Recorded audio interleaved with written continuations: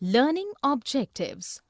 After studying this module, students will be able to understand the meaning of dissolution of a firm, explain different modes of dissolution of the firm, know the difference between dissolution of partnership and dissolution of firm, learn the rules for settlements amongst partners, learn how to prepare realization account, learn about the different journal and ledger entries. Meaning of dissolution of a firm. Definition of dissolution of a partnership firm. According to Section 39 of the Partnership Act 1932, the dissolution of the partnership between all the partners of a firm is called as the dissolution of a firm. This brings an end to the existence of the firm, and no business transactions are to be done after dissolution except the activities related to the closing of the firm, as all these need to be wound up by selling firm's assets and paying liabilities. Dissolution of partnership. There is a difference between the dissolution of the firm and dissolution of the partnership. The dissolution of partnership changes the relationship between the partners, which is already there, but the firm can continue its operations normally.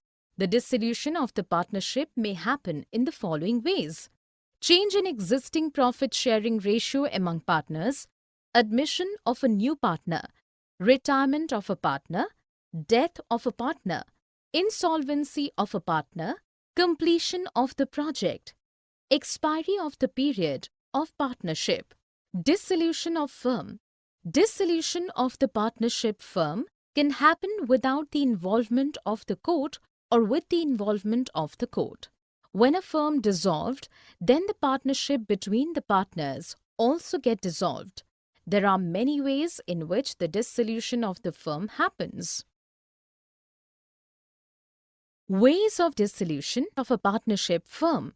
The dissolution of a firm can happen in many ways. Let us discuss one by one the ways to dissolve a firm. Dissolution by agreement.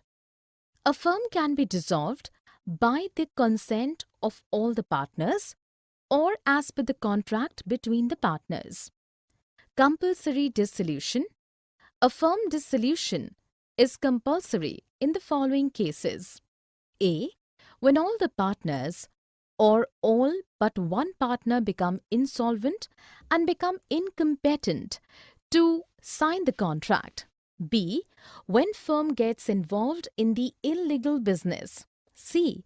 When something happens due to which the business of the firm becomes unlawful. On the happenings of certain contingencies.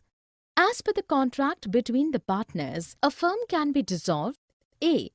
If the firm is created for a fixed term, by the expiry of the term, the firm dissolves. B. If the firm is created to carry out one or more ventures, so when those ventures are completed, then the partnership also dissolves. C.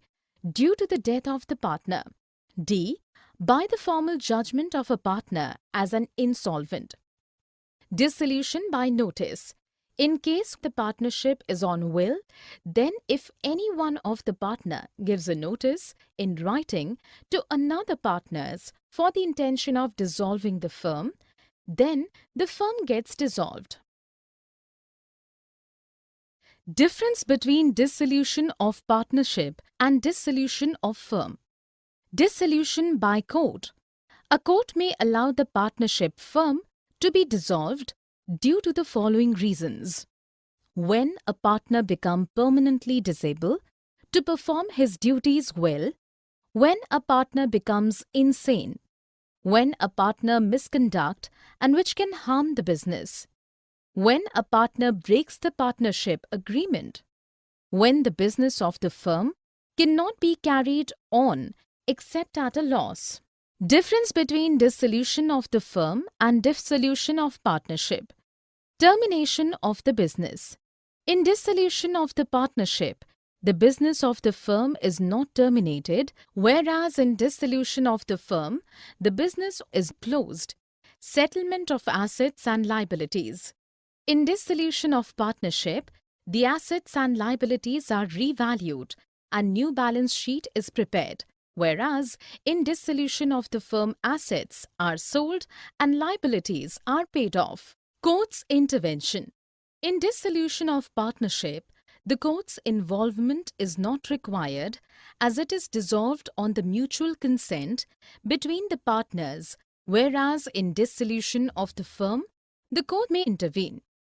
Economic relationship. In dissolution of the partnership, the economic relationship between the partners is continued, whereas in dissolution of the firm, the economic relationship of the partners ends. Closure of books. Closure of books is not required in dissolution of the partnership as business is not closed, whereas closure of books is required to be done in case of dissolution of the firm. Other dissolution. The dissolution of the partnership may or may not involve the dissolution of the firm, whereas the dissolution of the business means end of partnership. Settlement of accounts 1. In case of dissolution of the firm need to close its business. So all the assets of the firm need to be disposed of and all the liabilities of the firm to be paid off, subject to agreement amongst the partners. The following rules as provided in Section 48 of the Partnership Act 1932 shall apply. A. Treatment of losses. Any loss arises in the firm including deficiencies of the capital need to be paid. A. First out of profits. B. Next out of capital of the partners. C. By the partners individually out of their profit-sharing ratio. B. Application of assets. The assets of the firm, including the sum contributed by the partners to make up deficiencies of capital, shall be applied in the following manner and order: in paying the debts of the firm to the third parties, in paying each partner proportionately what is due to him or her from the firm for advances, in paying to each partner proportionately what is due to him on account of capital. The residue should be divided among the partners in their profit-sharing ratio. So the amount realized from assets along with contribution from partners needs to be used first for paying off the liabilities that are outside the firm. For the paying off loans, creditors, the balance should be used to pay off advances made by the partners to the firm, and if any surplus is there, that amount should be used for settlements of the capital account balances.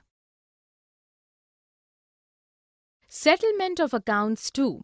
Private debts and firm debts. The following rules as mentioned in Section 49 will be applicable when the debts of the firm and private debt of a partner coexist. First, the payment of debts of the firm is to be done out of property of the firm. Then, if any surplus is left, then it will be divided among all partners as per their claim that can be used for payment of their private liabilities.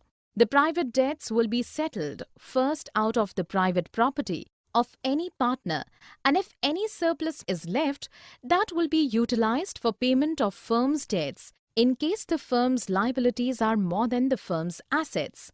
It is to be noted that the private property of the partner does not include the personal property of his wife and children. So, if the assets of the firm are not sufficient to pay off firm's liabilities, the partners have to contribute out of their net private assets, which is private assets, private liabilities. Accounting treatment. When the firm is dissolved, then all the books related to accounts needs to be closed and profit and loss of after realization of assets and clearing of liabilities needs to be calculated.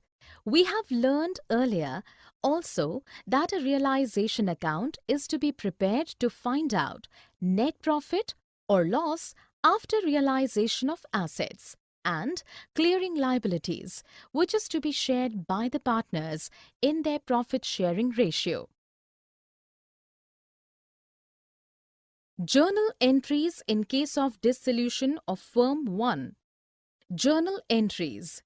We need to do the following journal entries in case of dissolution of the firm.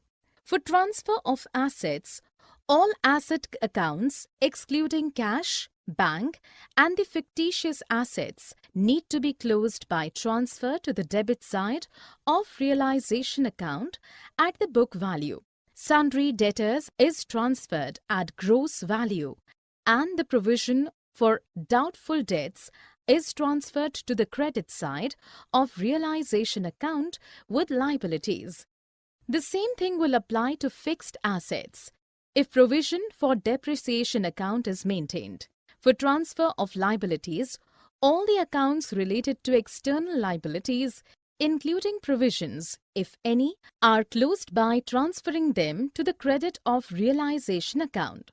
For sale of assets, the journal entry for the sale of assets would be for an asset taken over by a partner. When any asset is taken over by the partner, entry would be for payment of liabilities, the entry will be for a liability which a partner takes responsibility to discharge. If a partner takes up the responsibility to discharge a liability, then the entry will be for settlement with the creditor through transfer of assets. When a creditor accepts an asset in full and final settlement of his account, journal entry needs to be recorded. Journal entries in case of dissolution of firm 2. When a creditor accepts an asset whose value is more than the amount due to him, he or she will pay cash to the firm for the difference for which the entry will be. For payment of realization expenses, when the expenses are incurred and paid by the firm in the realization of assets and payment of liabilities, the entry will be when realization expenses are paid by the partner on behalf of the firm, then the entry will be when a partner is ready to undertake the dissolution work for a decided remuneration, bear the realization expenses. If the payment of realization expenses is made by the firm, then the entry will be if partner himself bears the realization expenses, then no entry is required to be done in books of accounts. For decided remuneration to that partner, the entry will be for realization of any unrecorded assets like goodwill. The entry will be for settlement of any liability which is not recorded in the books of accounts. For transfer of profit or loss on realization. In case of profit, the entry will be. In case of loss, the entry will be for transfer of accumulated profits in the form of reserve fund or general reserve. Journal entries in case of dissolution of firm 3. For transfer of fictitious assets, if any, to partners' capital accounts in their profit-sharing ratio. For payment of loans due to partners, the entry would be done as follows. For settlement of partners' accounts, when we have to settle partners' accounts, then the entry would be the balance is paid to partners whose capital accounts show a credit balance and the following entry is recorded. Let us understand this with an example. Sita, Rita and Meeta are partners sharing profit and losses in ratio of 2:2:1. Their balance sheet as on March 31st, 2007 is as follows. They decide to dissolve the business. The following amounts were realized. Plant and machinery 4,250 rupees. Stock 3,500 rupees and debtors 750 rupees. Sita agreed to bear all realization expenses. For the service, Sita is paid 60 rupees. Actual expenses on realization amounted to 450 rupees. Creditors paid 2% less, there was an unrecorded asset of 250 rupees which was taken over by Rita at 200 rupees. Prepare the necessary accounts to close the books of the firm. Summary. Let us summarize what we have learned in this module. The dissolution of the partnership between all the partners of a firm is called as the dissolution of a firm. Dissolution of the partnership firm can happen without the involvement of the court or with the involvement of the court. A firm can be dissolved by the consent of all the partners or as per the contract between the partners. Dissolution happens when all the partners or all but one partner become insolvent and become incompetent to sign the contract. If the firm is created for a fixed term, by the expiry of the term, the firm dissolves. A court may allow the partnership firm to be dissolved due to many reasons. In dissolution of the partnership, the business of the firm is not terminated, whereas in dissolution of the firm, the business is terminated. In dissolution of the partnership, the court's involvement is not required as it is dissolved on the mutual consent between the partners, whereas in dissolution of the firm, the court may intervene. In